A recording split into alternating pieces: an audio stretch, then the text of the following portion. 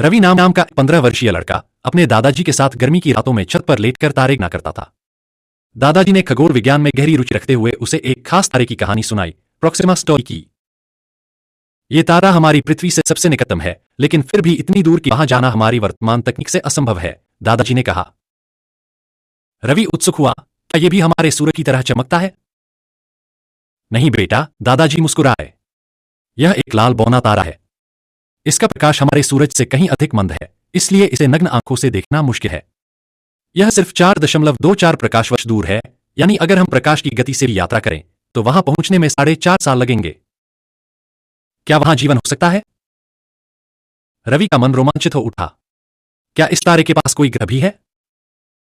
हाँ, दादाजी बोले, प्रोक्सिमा स्टोरी के पास एक ग्रह है जिसे प्रोक्सिमा बी कहते हैं। यह अपने तारे के रहने योग्य क्षेत्र हैबिटेबल जोन में स्थित है। इसका मतलब है कि वहां पर पानी तरल रूप में मौजूद हो सकता है, जिससे जीवन की संभावना बढ़ जाती है। रवि खुश होकर बोला, तो क्या हम वहां जा सकते हैं? दादाजी गंभीर हो गए, यह इतना आसान नहीं है बेटा। यह तारा अक्सर शक्तिशाली सौर तूफान स्टेलर फ्लेयर्स भेजता है जो वहां के वातावरण को खत्म कर सकते हैं। अगर वहां जीवन होगा भी तो उसे इन विकिरणों से बचने के लिए सतह के नीचे रहना पड़ सकता है। रवि की कल्पना उड़ान भरने लगी। अगर हम बहुत तेज स्पेसशिप बना लें तो क्या वहां जा सकते हैं? बिल्कुल, दादाजी बोले। वैज्ञानिक ब्रेक थ्रू स्टारशॉट जैसी योजनाओं पर काम कर रहे हैं, जिसमें छोटे छोटे अंतरिक्ष यान लेजर बीम की मदद से प्रकाश की 20% गति तक भेजे जा सकते हैं। अगर यह संभव हुआ तो हम सिर्फ 20 से 30 साल में प्रोक्सिमा स्टोरी तक पहुंच सकते हैं। उस रात रवि ने एक सपना देखा। वह एक अंतरिक्ष में बैठकर प्रोक्सिमा पर उतर रहा था। वहां लाल आकाश, विशाल गुफाएं और शायद छिपे हुए जीवन के संकेत थे। वह सोचने लगा, क्या मैं ही वह पहला इंसान बनूंगा जो इस नए संसार को खोजेगा? दादाजी की कहानी ने रवि की सोच हमेशा के लिए बदल दी। अब जब भी वह रात में तारों को देखता तो सोचता, शायद किसी और ग्रह पर कोई और बच्चा भी आकाश की ओर देख रहा हो। प्रोक्सिमा स्टोरी न केवल हमारे सौरमंडल के बाहर का सबसे नजदीकी तारा है, बल्कि यह आधुनिक खगोल विज्ञान, एक्सोप्लैनेट अनुसंधान, अंतरतारकीय यात्रा और संभावित परग्रही जीवन एक्स्ट्राटेरेस्ट्रियल लाइफ की खोज में एक महत्वपूर्ण भूमिका निभाता है।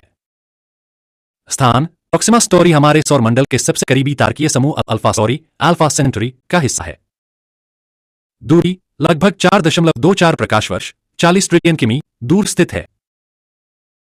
तारकीय वर्ग: यह एक लाल बौना तारा रेड ड्वार्फ एम टाइप है, जिसका द्रव्यमान हमारे सूर्य का केवल 12% है और चमक मात्र 0.17% है। आयु: इसकी अनुमानित उम्र 4.85 अरब वर्ष है, जो हमारे सूर्य के समान है। संभावना: इसकी धीमी जलने की प्रक्रिया इसे अरबों वर्षों तक स्थिर रख सकती है, जिससे इसके आसपास जीवन के विकसित होने की संभावना बढ़ जाती है। लाल बौने तारे ब्रह्मांड में सबसे अधिक पाए जाने वाले तारे हैं। लगभग 75% तारे इसी श्रेणी में आते हैं। इनकी कुछ महत्वपूर्ण विशेषताएं हैं। दीर्घायु: ये अरबों वर्षों तक जल सकते हैं, जिससे इनके ग्रहों पर जीवन के विकसित होने के लिए पर्याप्त समय मिल सकता है। कम चमक: ये इतने मंद होते हैं नग्न आंखों से नहीं दिखते।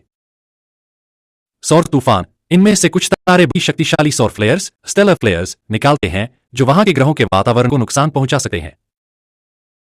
इसका मतलब यह है कि प्रोक्सिमा स्टोरी के ग्रहों पर जीवन की संभावना तो है, लेकिन वहां मौजूद विकिरण रेडिएशन एक चुनौती हो सकती है। नाम: प्रोक्सिमा बी, प्रोक्सेंटरी बी। कक्षा: यह प्रोक्सिमा स्टोरी की गोल्डीलॉक्स जोन हैबिटेबल जोन में स्थित है। दूरी: तारे से केवल 0.05 7.5 मिलियन किमी दूर, यानी बुध की तुलना में अपने तारे से 10 गुना अधिक पास। परिक्रमा: यह अपने तारे की परिक्रमा मात्र 11.2 दिनों में कर लेता है। संभावना: चूंकि यह रहने योग्य क्षेत्र में स्थित है, वहां पर तरल पानी हो सकता है, जिससे जीवन की संभावना बढ़ जाती है। लेकिन क्या यह वास्तव में रहने योग्य है? यह इस पर निर्भर करता है कि वहां का वातावरण सौर तूफानों का सामना कर सकता है या नहीं। वैज्ञानिकों ने कुछ महत्वपूर्ण पहलुओं पर विचार किया है। जीवन के लिए सकारात्मक कारक: सही तापमान 0 से 30 डिग्री सेल्सियस के बीच। तरल पानी की संभावनाएं। अरबों वर्षों तक स्थिरता।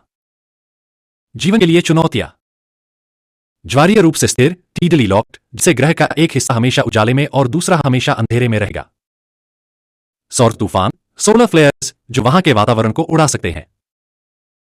चुंबकीय क्षेत्र की कमी: अगर ग्रह में मजबूत मैग्नेटोस्फीयर नहीं है तो यह घातक विकिरण से बच नहीं सकता। निष्कर्ष, अगर प्रोक्सिमा बी में कोई घना वातावरण है तो यह विकिरण से बच सकता है और जीवन संभव हो सकता है। प्रोक्सिमा सेंटोरी हमारी गैलेक्सी में निकटतम स्टार सिस्टम है, लेकिन वहां तक पहुंचना एक बड़ी चुनौती है। वर्तमान यात्रा तकनीक। अब तक के सबसे तेज स्पेसक्राफ्ट पार्क सोलर प्रोब की गति 700,000 किलोमीटर प्रति घंटा है। इस गति से भी प्रोक्सिमा सेंटोरी तक पहुंचने में 6000 साल लगेंगे। वैज्ञानिक लाइट सेल तकनीक पर काम कर रहे हैं, जिसमें लेजर बीम द्वारा छोटे नैनोक्राफ्ट को धकेला जाएगा। यह 20% प्रकाश की गति से यात्रा कर सकता है। इससे हम 20 से 30 वर्षों में प्रोक्सिमा सेंटोरी तक पहुंच सकते हैं।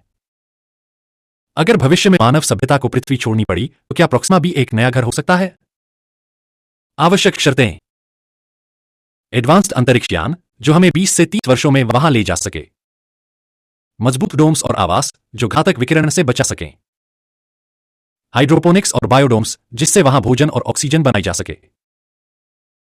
ऊर्जा स्रोत जैसे फ्यूजन रिएक्टर या सौर ऊर्जा। संभावना, अगर हम वहां कॉलोनी बनाएं तो यह मानवता के लिए पहला स्टार बेस बन सकता है। अगर प्रोक्सिमा बी पर जीवन है तो वह कैसा होगा? अगर वहां जीवन मौजूद है तो वह शायद सूक्ष्मजीवों के रूप में होगा। अगर बुद्धिमान जीवन हुआ तो वह हमारी तरह नहीं, बल्कि भूमिगत या पानी के नीचे रहने वाले जीवों जैसा हो सकता है। वैज्ञानिक वहां से आने वाले रेडियो सिग्नल्स सेती की खोज कर रहे हैं। अभी तक कोई प्रमाण नहीं मिला, लेकिन ब्रह्मांड इतना विशाल है कि जीवन की संभावना को नकारा नहीं जा सकता। दादाजी समझाने लगे, ऋग्वेद में नक्षत्रों की विस्तृत व्याख्या है। वेदों में कहा गया है कि प्रत्येक नक्षत्र और ग्रह एक विशेष ऊर्जा और प्रभाव से युक्त होते हैं। प्रोक्सिमा सेंटोरी एक लाल बौना तारा है जिसकी ऊर्जा मंद लेकिन स्थिर होती है। इसे हम तामसिक अग्नि का प्रतीक मान सकते हैं, एक धीमी लेकिन दीर्घकालिक ऊर्जा। रवि ने पूछा, तो क्या हम वहां कभी जा सकेंगे? दादाजी मुस्कुराए, अगर हम आधुनिक विज्ञान और युगशास्त्र को मिलाकर देखें तो यात्रा के दो तरीके हो सकते हैं, एक भौतिक स्पेसशिप के माध्यम से और दूसरा मानसिक योग और ध्यान के माध्यम से। ब्रेक थ्रू स्टार शॉट ऐसी तकनीकें भविष्य में हमें वहां भेज सकती हैं। नासा और अन्य वैज्ञानिक संगठन प्रकाश की गति के समीप पहुंचने वाली तकनीकों पर काम कर रहे हैं। भारतीय योगशास्त्र में अष्टांग योग और संयम, समाधि, ध्यान, धारणा के माध्यम से चेतना का विस्तार संभव माना जाता है। ऋषिमुनि सूक्ष्म शरीर, अंतरिक्षीय चेतना द्वारा ब्रह्मांड की यात्रा करने में सक्षम थे। योग वशिष्ठ में कहा गया है कि मनुष्य ये चेतना को नियंत्रित कर ले तो वह दूरस्थ लोकों में जा सकता है। क्या प्रोक्सिमा बी पर जीवन संभव है? दादाजी ने समझाया, प्रोक्सिमा सेंटोरी के पास एक ग्रह है, प्रोक्सिमा बी। यह रहने योग्य क्षेत्र में स्थित है, लेकिन वहां भयंकर विकिरण रेडिएशन भी है। वेदों में कहा गया है कि जीवन की संभावनाएं सिर्फ पृथ्वी तक सीमित नहीं है, बल्कि अनंत ब्रह्मांड में बिखरी हुई हैं। भगवद गीता 10.42 में श्री कृष्ण कहते हैं, एकांचन स्थितो जगत संपूर्ण ब्रह्मांड मेरी एक छोटी सी शक्ति से व्याप्त है। अर्थात जीवन केवल पृथ्वी तक सीमित नहीं है, बल्कि अन्य ग्रहों और लोकों में भी हो सकता है। हनुमान जी ने बचपन में सूर्य को खाने के लिए अंतरिक्ष की यात्रा की थी। यह एक ग्रेविटी डिफाइंग ट्रैवल का प्रतीक हो सकता है। अर्जुन ने इंद्रलोक और अन्य आकाशीय स्थानों की यात्रा की थी, जो एक हाइपरडायमेंशनल स्पेस ट्रैवल का संकेत दे सकता है। सप्तर्षि मंडल का संबंध सप्तर्षियों से जोड़ा जाता है, जो अंतरिक्ष विज्ञान और चेतना यात्रा का प्रतीक हो सकते हैं। भविष्य, क्या हम वहां जाएंगे? रवि उत्सुक था, तो क्या हम कभी प्रोक्सिमा सेंटोरी तक जा पाएंगे? दादाजी बोले, अगर हम आधुनिक विज्ञान और वैदिक ज्ञान को एक साथ जोड़ें तो यह संभव हो सकता है। वैज्ञानिक प्रौद्योगिकी के माध्यम से वहां पहुंचने की कोशिश कर रहे हैं और योगी ध्यान और चेतना से ब्रह्मांड को समझने की कोशिश कर रहे हैं। भविष्य में दोनों का समन्वय एक नई क्रांति ला सकता है।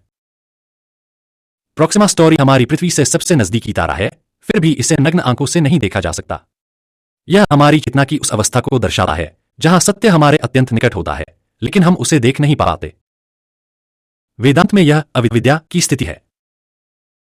जैसे अज्ञानता के कारण हमें आत्मज्ञान नहीं मिल पाता, वैसे ही यह तारा हमारे पास होते हुए भी हमारी सामान्य दृष्टि से परे है।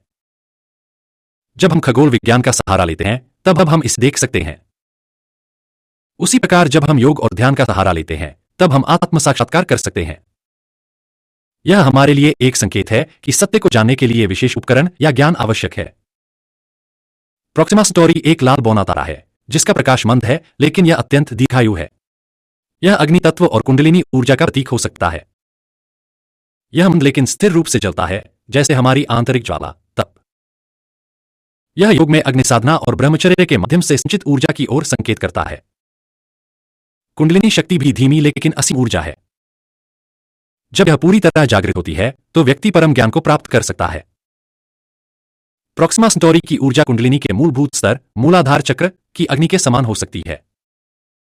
यह तारा हमें सिखाता है कि वास्तविक शक्ति धीरे धीरे विकसित होती है, लेकिन जब वह पूर्ण रूप से प्रज्वलित होती है तो समस्त ब्रह्मांड को प्रकाशित कर सकती है। प्रॉक्सिमा सेंटोरी के चारों ओर एक ग्रह है, प्रॉक्सिमा बी, जो रहने योग्य क्षेत्र में स्थित है। यह प्रतीक है स्थिरता, स्टेबिलिटी और ध्रुवीयता, ड्यूलिटी की खोज का।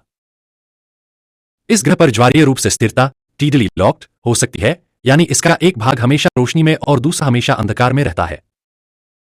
यह हमारे भीतर सूर्य और चंद्र ऊर्जा, शिव और शक्ति, पुरुष और प्रकृति के संतुलन को दर्शाता है।